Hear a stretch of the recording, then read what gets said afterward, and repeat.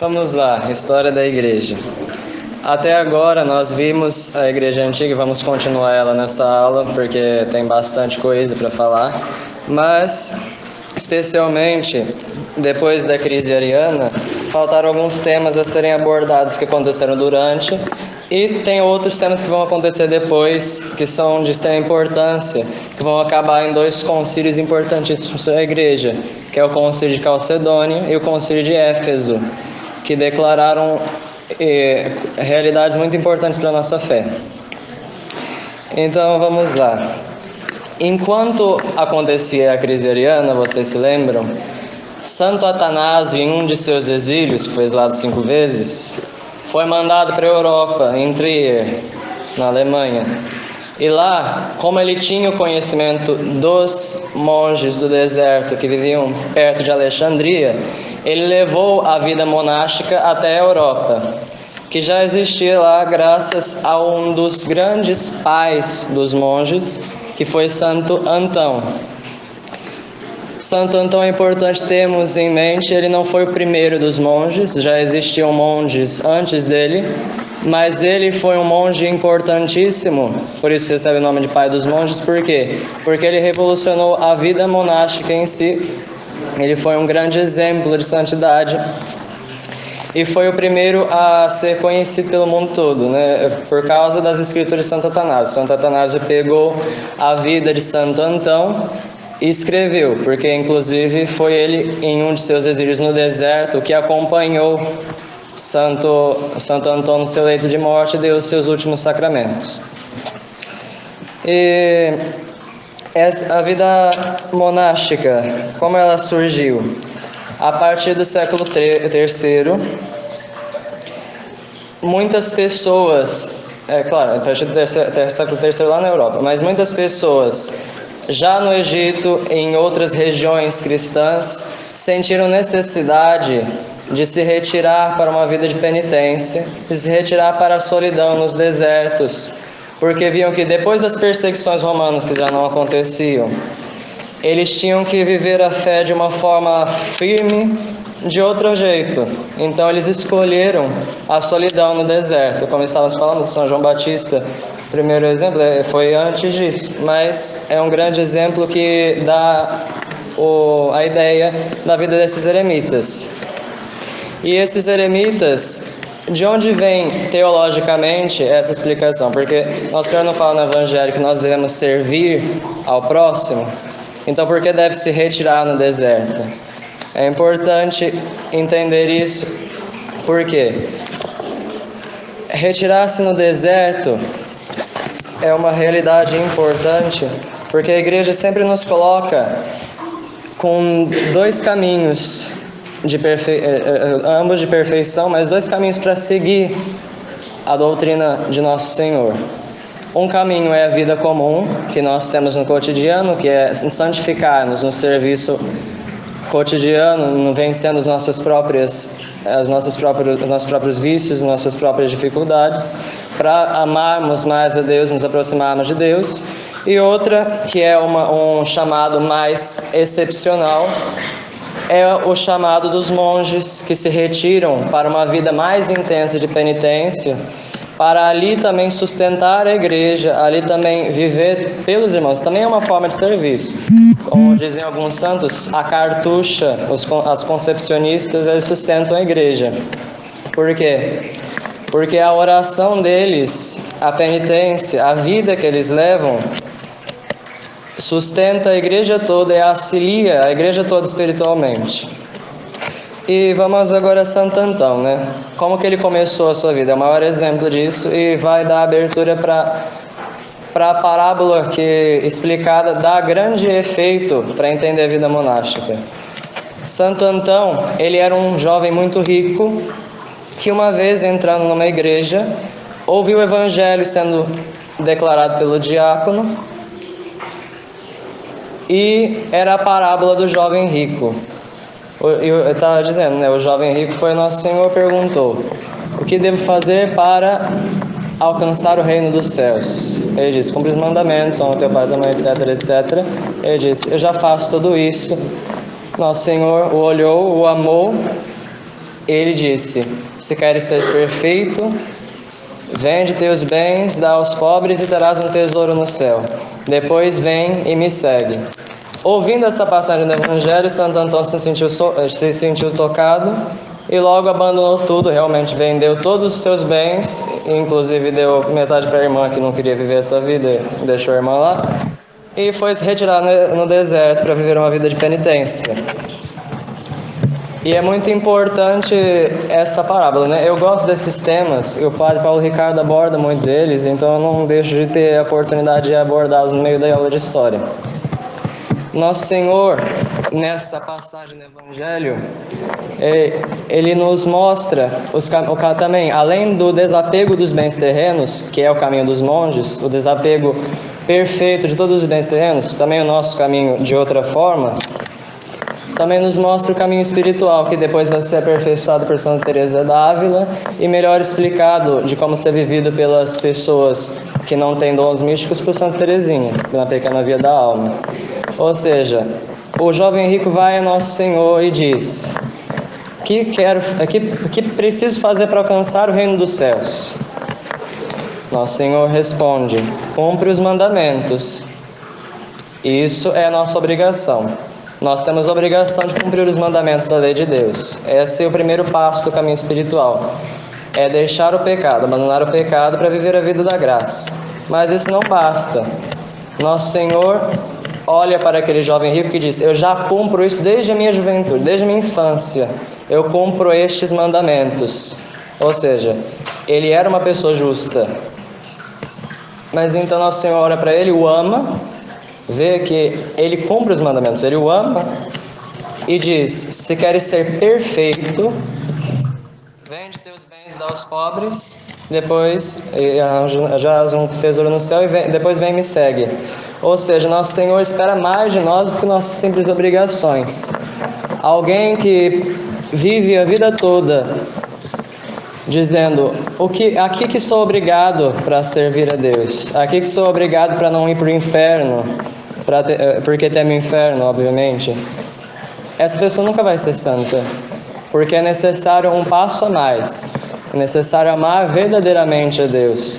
O jovem rico, ele saiu triste porque ele tinha muitos bens. Nós também temos muitos bens, devemos despojar-nos de nossos bens, não no sentido meramente material, mas nós mesmos, de todo o nosso orgulho, de todos os nossos defeitos, devemos despojar-nos de nós mesmos numa vida santa para alcançar o amor de Nosso Senhor, para amá-lo perfeitamente. Como Santa de Amalgânia, eu gosto muito de dar o exemplo dela. A paixão da vida dela era consolar Nosso Senhor, que era muito ofendido. Essa era a paixão da vida de Santa de Amalgânia. Ou seja, é fazer mais do que nossa obrigação. Nossa obrigação é cumprir os mandamentos, honrar pai e mãe, não tomar o santo nome de Deus em vão, etc, etc. Mas deve-se dar um passo a mais. Para se amar a Deus, não pode-se ter uma vida medíocre, uma vida que se leva apegada aos bens terrenos, que só quer fazer o necessário para alcançar o céu. Eu quero fazer o necessário para pelo menos ir para o purgatório. Tá bom para mim, eu não quero mais nada, eu não quero ser perfeito. Isso não é o caminho cristão, isso não é algo que vai nos levar ao amor a Deus. Esse é o dogma do amor, é amar sem medidas. Entendem? Enfim, só para explicar melhor. E a partir desse conceito de amar mais perfeitamente Nosso Senhor, Santo Antão vai para o deserto, e também todos os monges, não é? Que naquela época iam com esse intuito de amar mais perfeitamente. E, enfim, eu estou no celular, não é meio difícil para ler aqui.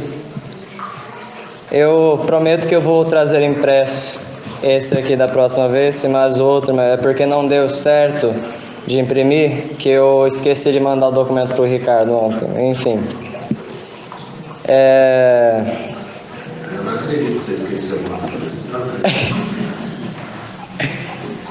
São dois os caminhos, então, para seguir a Deus. O caminho da vida monástica, que é o caminho do retiro, e o caminho normal que nós temos que enfrentar a dificuldade de cada dia para alcançar a perfeição, certo?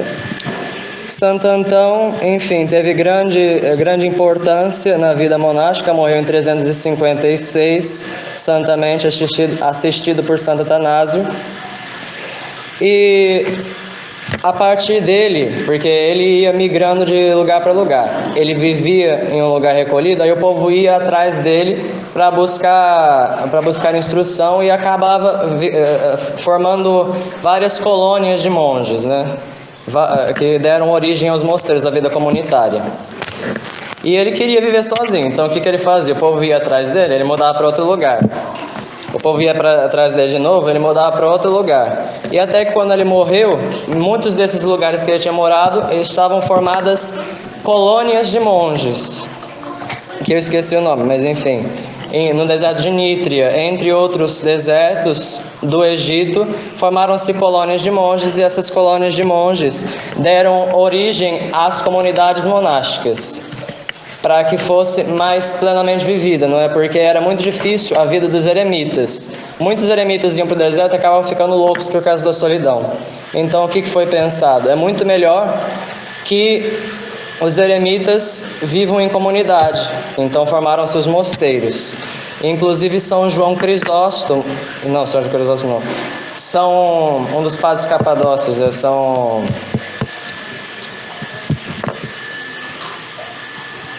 Pera aí que tem o nome dele aqui que eu esqueci, eu falei dele na aula passada. Enfim, ele escreveu a primeira regra para os mosteiros nessa época, que foi uma regra mais fácil de ser vivida, né? Porque no início os mosteiros eram extremamente rígidos, como é a própria vida de um eremita, eram as comunidades. E essa rigidez acabava dificultando muito a vida nos mosteiros. Então ele escreveu uma regra, inclusive logo depois, lá na Europa, São Bento vai ficar famoso pela sua regra também, que é a regra dos beneditinos, vai fundar o mosteiro no Monte Cassino, certo? E lá no monte também a sua irmã Santa Escolástica vai lá formar a congregação feminina. Inclusive, foi possível formar as congregações femininas, certo? Porque era muito difícil para uma mulher viver sozinha no deserto, como eremita. Tem alguns casos raros, como Santa Maria Egipsíaca, que levou uma vida de penitência depois da conversão, mas é um caso muito excepcional você ver uma mulher eremita sozinha. Então, a partir desse momento, formaram-se mosteiros femininos, para que as mulheres também vivessem essa vida. Antes disso, nós temos alguns casos, como Santa Marina e a própria Santa Apolinária, que tiveram que se disfarçar de homem para entrar nos mosteiros. Por quê? Porque não tinham oportunidade de viver essa vida em outros lugares. Então, o que elas fizeram? Foram entrar nesses mosteiros. Santa Marina é um caso mais excepcional, que a minha santa, não devia estar falando agora, mas ela entrou por causa do pai, né? Que o pai queria ser monge, não tinha jeito porque tinha filha. Aí os dois resolveram fantasiar a filha de homem e os dois entraram no mosteiro. Enfim. Isso, São Basílio. Agora que eu peguei aqui. São Basílio, ele escreveu a primeira regra de vida. Vamos lá. A vida monástica foi muito importante para a Europa. Isso é o que eu gostaria de destacar nessa parte. Isso é durante a crise ariana e logo depois também. Santo Antão vai tanto viver no deserto, como também algumas vezes vai voltar para Alexandria para pregar contra os arianos, para ajudar Santo Atanásio, entre outras coisas que aconteceram. Depois que já tinham sido formadas as comunidades monásticas e tudo mais, vieram então outras dificuldades para a igreja. No século IV, nós vimos antes as heresias trinitárias, como por exemplo do arianismo, que negava a divindade de Nosso Senhor. Mas a partir de agora, as heresias cristológicas, ou seja, a partir de agora começa a se discutir qual é a natureza de Cristo. Por quê? Porque antes se discutia quem é Deus, como Deus funciona. Aí se definiu, Deus é um só Deus em três pessoas, e o Filho eterno do Pai é Deus também. Mas como Deus se relaciona com a humanidade? Como Deus se encarnou? Qual é a natureza de Deus encarnado? Qual é a natureza de Cristo? E aqui surgem as contradições cristológicas que ocorreram pelos séculos. A partir daqui, nós temos São João Crisóstomo, que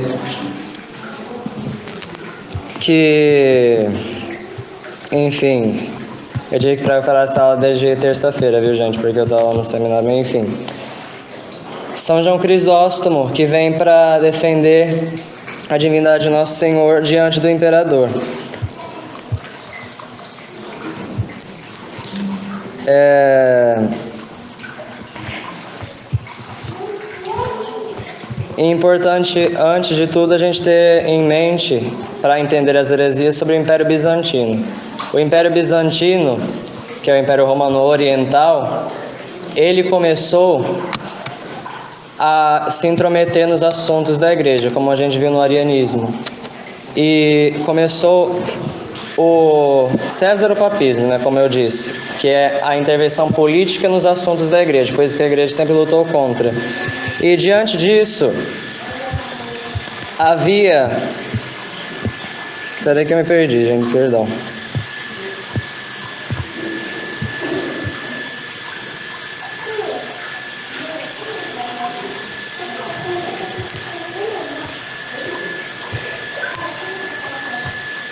Tá bom, vamos voltar tudo. Vamos contar a vida de São João Crisóstomo para chegar na heresia, né? São João Crisóstomo era um monge que vivia perto da cidade de Antioquia. Por causa das penitências demasiadas, ele acabou tendo problemas de saúde e acabou voltando para a cidade de Antioquia.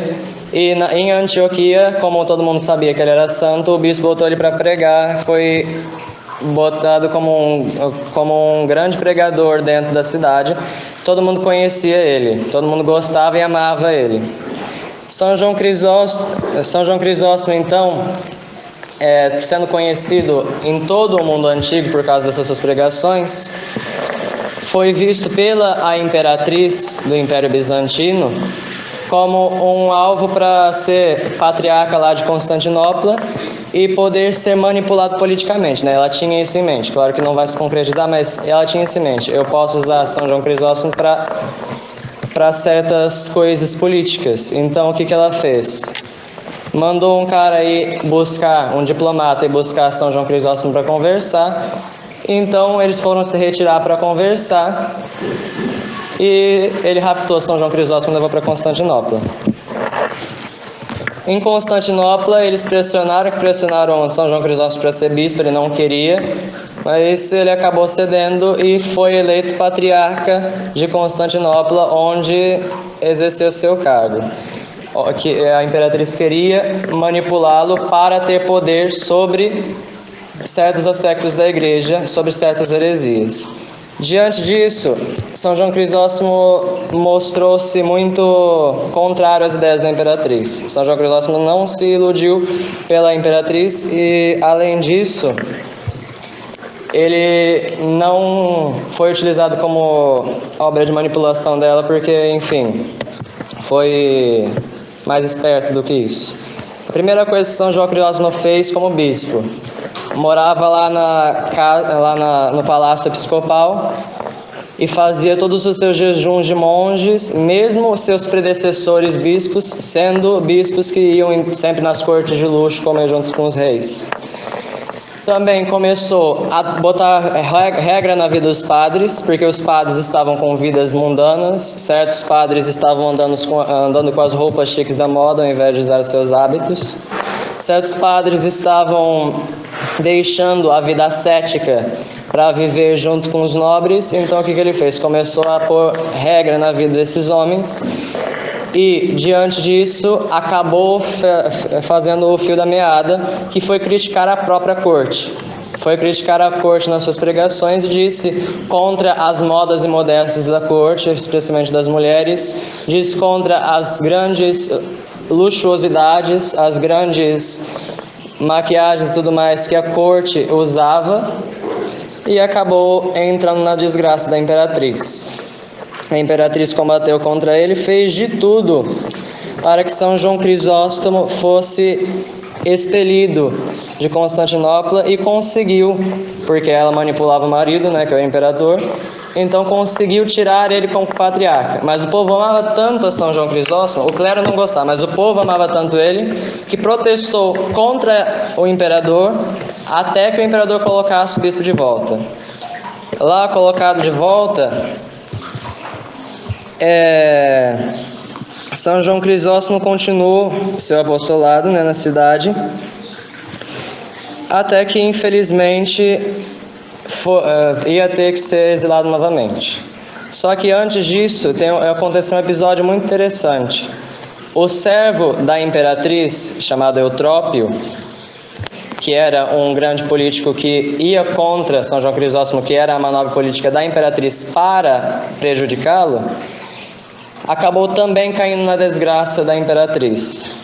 E a imperatriz condenou ele à morte.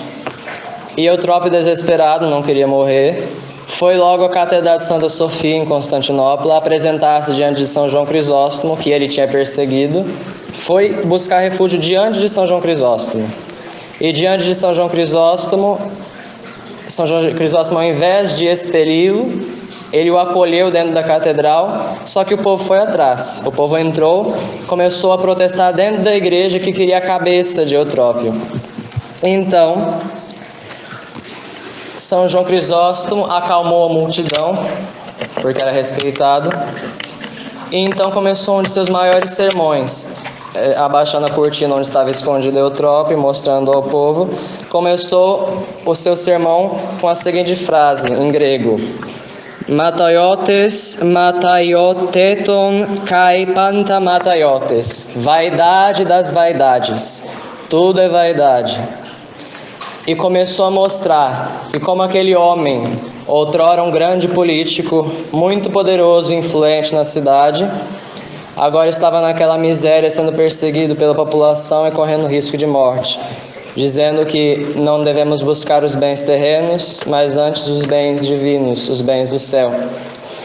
E a partir disso, diante daquele povo que antes pedia a cabeça de Eutrópio, fez com que esse povo voltasse para casa, batendo no peito e chorando seus pecados. Eutrópio foi salvo.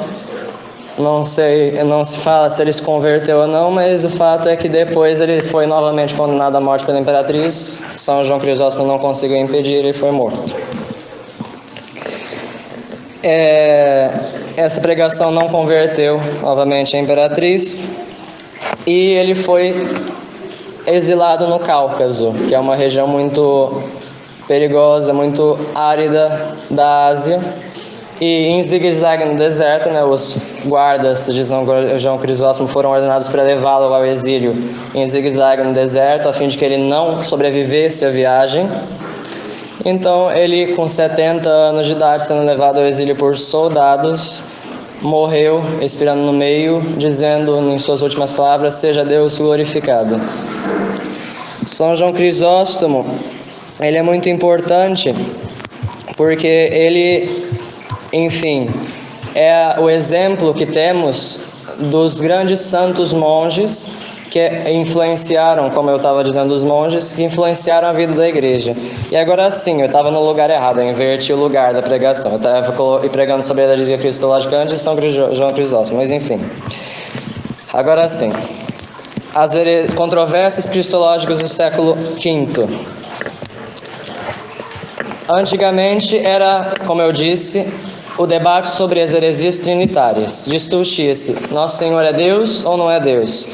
As três pessoas da Santíssima Trindade são Deus, ou só o Pai é Deus, e o Filho e o Espírito Santo são subordinados, etc. Todas as ideias de Ário, de outros hereges. E agora vem as seguintes heresias, que vêm não para discutir a Trindade, que já estava resolvida pelo Concílio de Constantinopla e pelo Concílio de Nicéia. Vem então as heresias sobre a natureza de Cristo. Como é que Cristo se relaciona com a humanidade? Como é que Cristo, que é Deus, veio e se encarnou? E aí surgem dois extremos que foram precedidos por outras heresias passadas, que é o monofisismo e o nestorianismo. Nestorianismo foi precedido por uma heresia chamada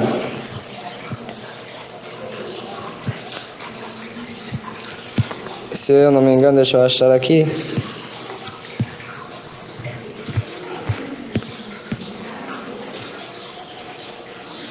enfim, depois eu falo. Foi precedido por uma heresia antiga, que colocava as duas naturezas de Cristo como separadas, e foi demonstrada por um patriarca de Constantinopla, Nestório, como diz o próprio nome, nestorianismo.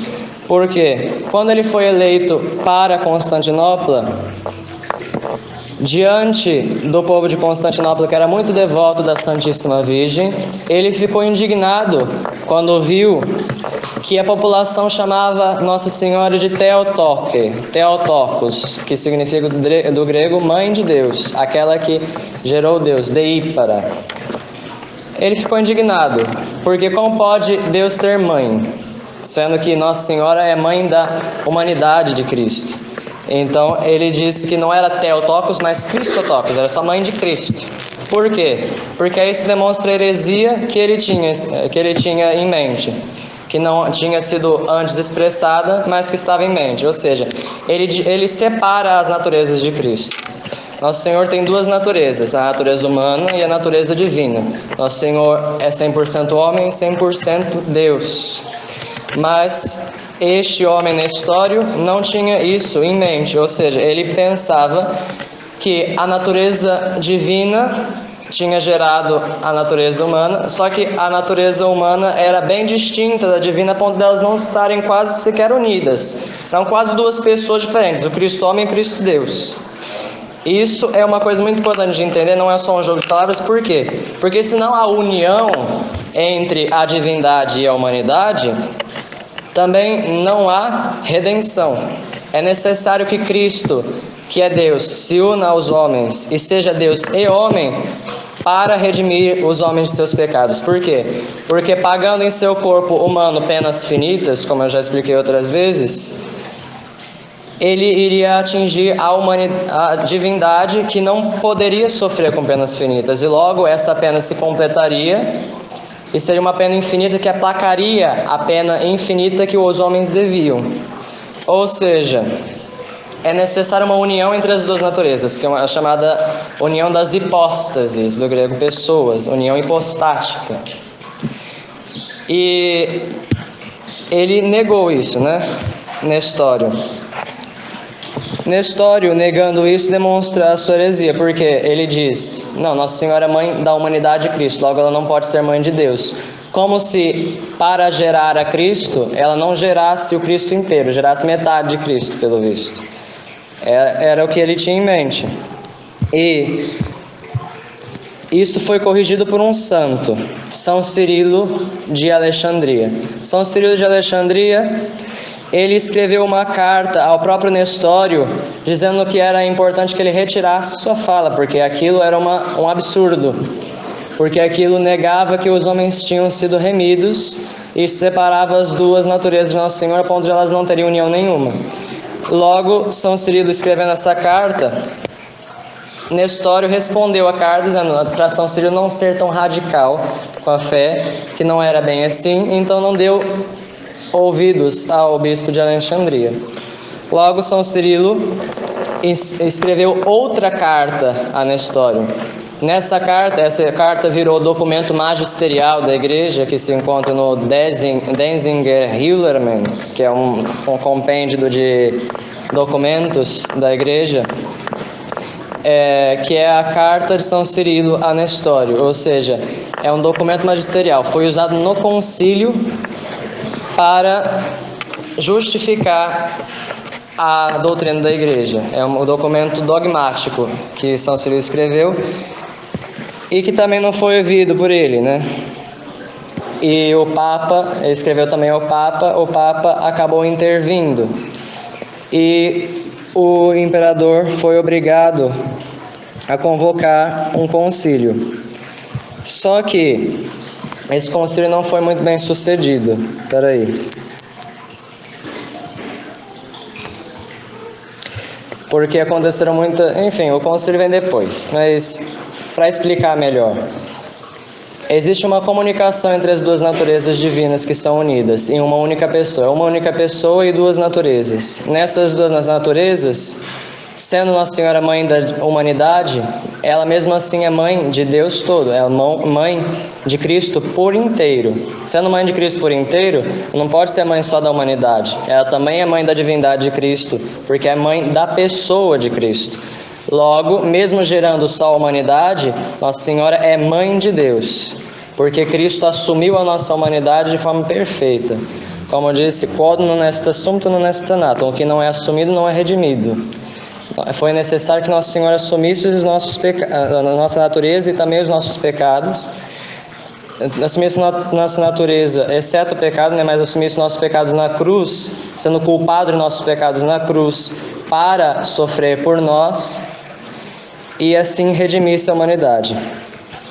A questão é que o Papa, como eu disse, foi alertado de Nestório, fez uma reunião, um sínodo em Roma. Nesse sínodo condenou Nestório e enviou o resultado para São Cirilo. São Cirilo fez outro sínodo em Alexandria, condenou ele de novo e enviou os dois resultados para Nestório, dando a ele um prazo para voltar atrás, com um decreto de excomunhão assinado pelo Papa.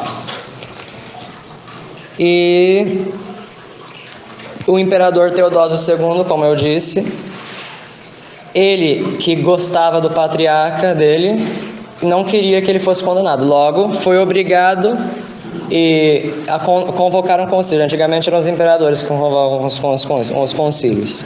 E convocou o concílio em 431, dia de Pentecostes, que foi o concílio mal sucedido que eu disse. Lá, os bispos todos se reuniram em concílio, só que atrasou a comitiva de Antioquia, que era a que defendia Nestório, e atrasou também os dois delegados papais, porque eu acho muito chato nessa época, o Papa nunca conseguia comparecer no concílio, sempre tinha que enviar os delegados, porque era tudo lá no Oriente, tudo do outro lado do mundo, o Papa não conseguia.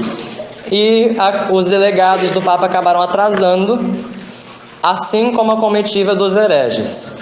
E São Cirilo, nesse concílio, acabou fazendo uma ação meio impensada. Ele era santo com certeza, mas nem sempre ser santo é sinônimo de ser certo, de estar certo no momento. E ele acabou cometendo um pequeno erro, que foi o quê? Por uma pequena impaciência, São Cirilo quis começar o concílio sem a comitiva de Antioquia e sem os delegados papais. E lá começou.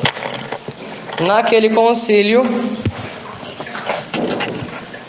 vieram os delegados papais depois e, discutindo tudo o que estava acontecendo, quando chegou a comitiva de Antioquia, eles ficaram indignados com a decisão de São Cirilo, porque o concílio tinha começado sem eles, se recusaram a participar e convocaram a polícia para ir até o concílio, que interrompeu o concílio, mas São Cirilo foi esperto diante deles, que estavam reclamando: nós não podemos participar do concílio. Aí São Cirilo parou eles e disse o seguinte: vocês não estavam antes, mas vamos aproveitar, já que vocês estão aqui, vamos discutir também. Aí eles foram para o concílio e discutiram juntos.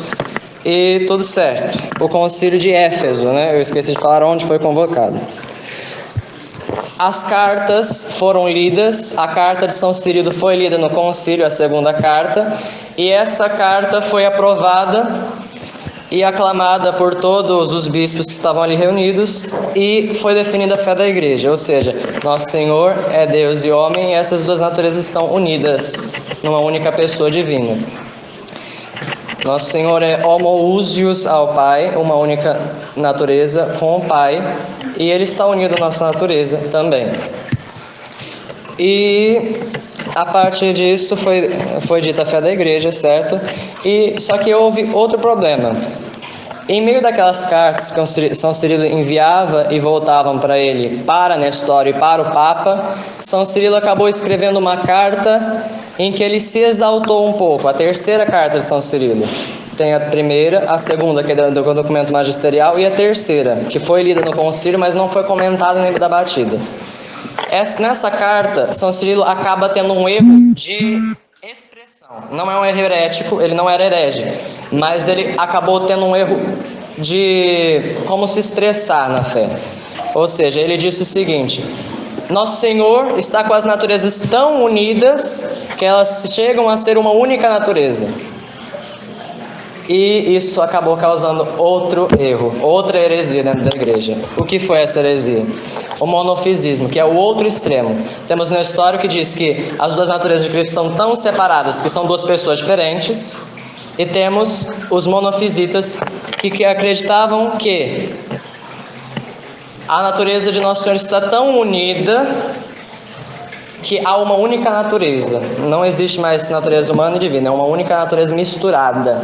E isso também vai causar problemas, porque se você une demais Deus e o homem, é óbvio que a natureza humana, por ser uma natureza finita, uma natureza criada, diante da natureza de Deus, vai sumir. Logo, o homem não é redimido, porque o homem deixa de existir dentro dessa natureza.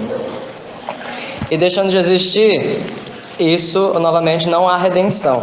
E esses hereges, eles provêm de outra heresia passada que é chamada apolinarismo. Inclusive o Papa Francisco esses dias escreveu uma encíclica contra o neo-apolinarismo, né, que eu não li, mas acho que seria interessante ver. Que eram os que pregavam que Nosso Senhor tinha se esvaziado, se eu não me engano é o apolinarismo, o adocionismo, enfim, tinha se esvaziado da sua divindade e se feito homem. Ou seja, não é mais Deus, agora é só homem. E outra, que é o adocionismo, que diz: Nosso Senhor escolheu um homem para que esse homem fosse o enviado dele. Enfim, no batismo de Nosso Senhor, ele foi escolhido por Deus, a segunda pessoa da Santíssima Trindade, esse homem que era Jesus, para ser o enviado de Deus. Ou seja, foi a escolha. Aliás, me corrigindo, o apolinarismo, ele acredita que Nosso Senhor não tem alma humana. Agora eu lembrei. Nosso Senhor, ele não é regido por uma alma humana, ele é regido só pela divindade. A divindade faz no corpo de Nosso Senhor tudo aquilo que a alma humana faria. É um fantoche o corpo. O corpo não tem as próprias faculdades. Quem faz é Deus somente, e Nosso Senhor não tem alma. Isso é o apolinarismo. Enfim, diante das controvérsias, depois do concílio e tudo mais, o imperador Teodósio II, vendo toda a confusão, vendo que estava São Cirilo e Nestório debatendo, ele mandou prender os dois. De dois, ele mandou prender os dois. Por quê? Os dois estão causando confusão, então eu prendo o santo, prendo o pecador. Nestório foi preso, São Cirilo conseguiu escapar. Agora vamos lá. Sim. E um fato curioso, inclusive. Quê? Um fato curioso é que depois do concílio de Éfeso, todo o povo acompanhou os bispos em procissão, com velas acesas, cantando e louvando a Mãe de Deus, declarando que Nossa Senhora é Mãe de Deus, fazendo grandes louvores à Santíssima Virgem, que é muito importante. Mas agora, depois da morte de São Cirilo, com esse erro de expressão da terceira carta dele, vem um problema maior, que é o negócio do monofisismo que eu tinha falado. Porque os seguidores de São Cirilo, eles pegam essa terceira carta, e nessa terceira carta começam a interpretar a seu bel prazer, começam a falar: não, veja, São Cirilo falou assim, então significa que Nosso Senhor tem mesmo uma única natureza. Isso acabou se espalhando pela igreja. Monofisismo significa isso, né? Mono, do grego físio, natureza. E, enfim, foi interpretada por esse bispo aqui, né? Que foi sucessor de São Cirilo, Dióscoro. O povo dessa época tinha uns nomes meio esquisitos, vocês podem perceber.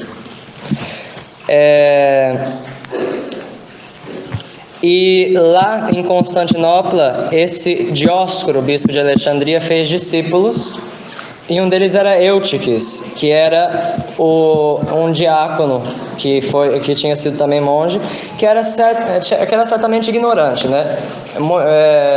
De certa forma, ele era ignorante. Ele pregava aquela doutrina porque pensava que estava certa mesmo, não era por resistência à fé da igreja, por mais que depois ele vai se tornar teimoso. Mas o que ele fez? Eutiques começou a pregar para o povo, como era um homem muito ascético, um homem muito piedoso, começou a pregar ao povo e convencer todo mundo que Nosso Senhor tinha uma única natureza. E, enfim, o patriarca da cidade, que dessa vez era um pouco mais santo, ele não gostou nada disso e acabou escrevendo ao Santo Padre novamente. Mas antes disso, foi convocado outro concílio em Éfeso, que seria o segundo concílio de Éfeso, mas não deu certo. O que aconteceu nesse concílio de Éfeso, na qual na qual o bispo, o patriarca de Constantinopla, tinha convocado junto com o imperador para resolver essa questão e tinha escrevido, inclusive, ao Papa, e a carta do Papa tinha chegado a ele. Bem, nesse concílio, onde estavam sendo debatidas as ideias da igreja, de repente, alguns monges fanáticos pelo monofisismo invadiram o concílio e começaram a espancar todo mundo, feriram mortalmente o patriarca de Constantinopla e ele acabou morrendo. E, obviamente, o Papa ficou sabendo disso, que era já São Leão Magno. E, diante disso, o Papa ficou furioso, sabendo que nem a carta que ele tinha escrevido tinha sido lida no concílio, nem tinham debatido corretamente, tinham matado o patriarca. E isso acabou enfurecendo um pouco o Papa, né? Que chamou o concílio, que não foi um concílio válido, né? Mas chamou esse concílio de, não concílio, mas latrocínio de Éfeso. O latrocínio de Éfeso. Só que começa outra salva na história, né? A gente viu em outras aulas que quando o imperador era ariano, a igreja estava quase perdida. Mas aí de repente veio um outro imperador que não era ariano, vai à conquista, se torna imperador também, depõe o imperador ariano e se torna católico, e aí começa a consertar um pouco a igreja e convoca outro concílio. Aqui foi a mesma coisa. Teodósio II morre e vem o imperador Marciano, que era católico. O imperador Marciano, junto com o Papa, atendendo aos pedidos do Santo Padre, convocou outro concílio em Calcedônia. Calcedônia, para a gente se localizar direito, Calcedônia fica na outra margem do estreito que divide Constantinopla. Ou seja, hoje em dia Istambul tem dois lados, o lado europeu e o lado asiático. O lado asiático seria Calcedônia hoje em dia. O João que gosta desses negócios de geografia. Isso. Eu tinha escapado o nome. Aqui, ó. No outro lado do Bósforo, isso mesmo, eu escrevi isso aqui. Enfim, Calcedônia. 600 bispos se reuniram, um grande concílio comparado com os outros. E nesse concílio foi lida a carta de São Leão Magno, que também que não virou por si só um documento, mas está também, eu suponho, no Denzinger, e é muito importante. São Leão Magno nos diz que Nosso Senhor é homoousios to patri, ele é consubstancial ao Pai, e dá uma definição que a gente observando assim, ele tem razão, mas ninguém tinha pensado nisso antes, né? Uma coisa tão óbvia, mas ninguém tinha pensado nisso antes. Ele é homoousios emin, ou seja, consubstancial a nós também. Ele tem a mesma natureza do Pai e a mesma natureza nossa, não confundindo as duas naturezas, porque senão uma delas some, e também não separando-as demais, porque senão são duas pessoas diferentes, não há redenção. E o concílio nos dá essa definição, ou seja, o que é a definição das naturezas de Cristo? Elas são inconfuse, immutabiliter, indivise, inseparabiliter. Elas são inconfundidas, ou seja, elas não se confundem, e elas são imutáveis, ou seja, elas não mudam uma na outra. Elas não podem diferir, por exemplo, a divindade se esvaziar e virar só humana, o que combate o monofisismo.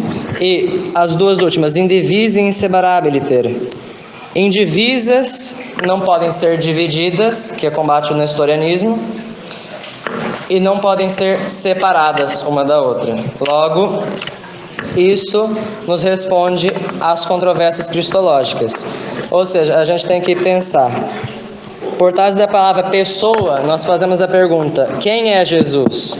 Nosso Senhor é unus ex trinitate, ou seja, Ele é um da Trindade, Ele é a segunda pessoa da Santíssima Trindade.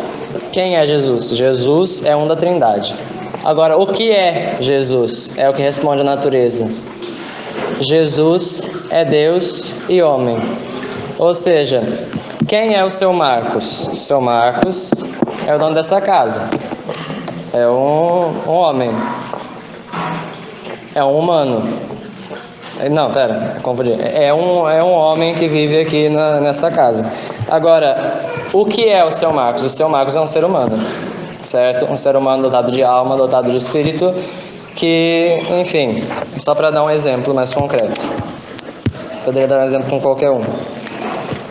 E para concluir só, tem a união hipostática, não vou demorar muito, é a união hipostática que eu já disse, e agora São Leão Magno e a teologia do poder pontifício, só para a gente ter em mente que São Leão Magno, e já antes dele, muita gente diz, né, que de repente se criou na Idade Média a ideia de que o Papa era o centro da Igreja, que nunca existiu isso, que nunca teve sede romana.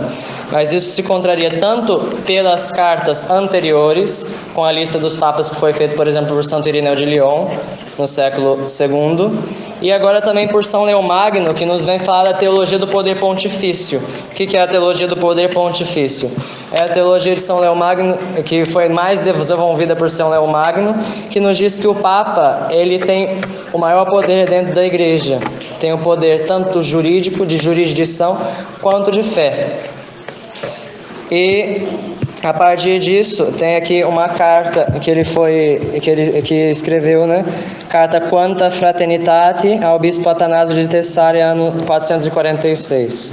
De fato, também entre os beatíssimos apóstolos, na igualdade de honra, houve certa diferença de poder. Ou seja, entre os apóstolos já existia diferença de poder. Todos eles foram escolhidos com a mesma dignidade, mas São Pedro foi escolhido como o primaz dos apóstolos. Foi escolhido como sendo dos apóstolos, e assim imita a sucessão. E se bem que a eleição fosse comum a todos, como eu acabei de dizer, a um somente foi dado ter a primazia sobre os outros. De tal modelo surgiu também a diferenciação dos bispos, e com notável ordem providenciou-se que nem todos assumissem tudo, mas que em cada província houvesse alguns cujo juízo entre os irmãos fosse tido como prioritário. Ou seja, o Papa tem mais poder que os outros bispos. E que, por sua vez, alguns constituídos nas cidades maiores assumissem uma responsabilidade mais ampla e, através deles, confluísse para a única sede, Pedro, o cuidado da Igreja Universal, e nada em nenhum lugar ficasse separado de sua cabeça. Ou seja, Pedro é a cabeça e os outros bispos devem agir segundo essa cabeça, ou são membros perdidos, ou não há comunhão entre os membros da igreja, e há o cisma. É muito importante. Os papas, eles podem errar? Juridicamente, eles podem errar. Mas, por ex-cátedra, quando o papa se pronuncia ex-cátedra, isso o impede de errar, ou seja, por dogma de fé, quando o Papa se pronuncia ex-cátedra, nós somos obrigados a crer no que ele diz. E diante de atos jurídicos errados, como por exemplo, foi o exemplo daquele Papa que por pressão excomungou Santo Atanásio, que foi um erro jurídico, um pecado. E entre outros papas, Alexandre VI, que teve 12 filhos, entre outros. Erros tanto da vida quanto os jurídicos. Neste âmbito, o Papa pode sim errar, só que é necessária obediência. Não se pode, claro, a não ser em caso de heresia extrema, por exemplo, o Papa vai lá na janela de São Pedro e diz: Nosso Senhor Jesus Cristo não ressuscitou. Aí a gente pode falar contra. Mas, por exemplo, em atos jurídicos como esses, é necessária obediência, por quê? Porque não se deve contestar jamais o poder do bispo romano. Muita gente faz uma coisa que é muito feia, que diante de erros, diante de qualquer tipo de coisa assim, ao invés de questionar o erro, questiona a autoridade do Papa. Esse cara não é Papa por causa disso. Isso não é uma coisa católica, como diz o próprio São Leão Magno. Ele era um homem muito humilde, mas não deixava ninguém humilhar sua função. Ele mesmo dizia: eu sou um homem indigno de tal grande herança, que é o papado. Enfim, a partir de São Leão Magno, aproximando-se de São Leão Magno, acaba caindo o Império Romano e tem-se início a um grande período na história da Igreja, que é a Idade Média, onde vai florescer mais perfeitamente a Igreja. Por quê? Porque antes da Idade Média, nós tínhamos uma igreja que não estava plenamente no poder, não estava arraigada na sociedade, que ainda era muito pagã, mesmo depois de Constantino. Na Idade Média, com a queda do Império Romano, a queda da política romana ocidental, nós vamos ter a oportunidade de ver a igreja ser a única força na sociedade a sustentar toda a cultura, a sustentar tudo o que havia na antiguidade. Tudo que temos hoje em dia dos filósofos antigos, tudo que temos hoje em dia do direito romano, tudo que temos hoje em dia de cultura foi preservado pela igreja no meio das invasões bárbaras, no meio de todo o desaforo que aconteceu naquele período. E é assim que eu quero concluir, né? Nós terminamos a história da Igreja Antiga e começamos a Média. Peço perdão por essa aula ter sido meia boca, mas eu tentei, por falta de tempo, mas eu tentei fazer o meu máximo. Enfim, é isso.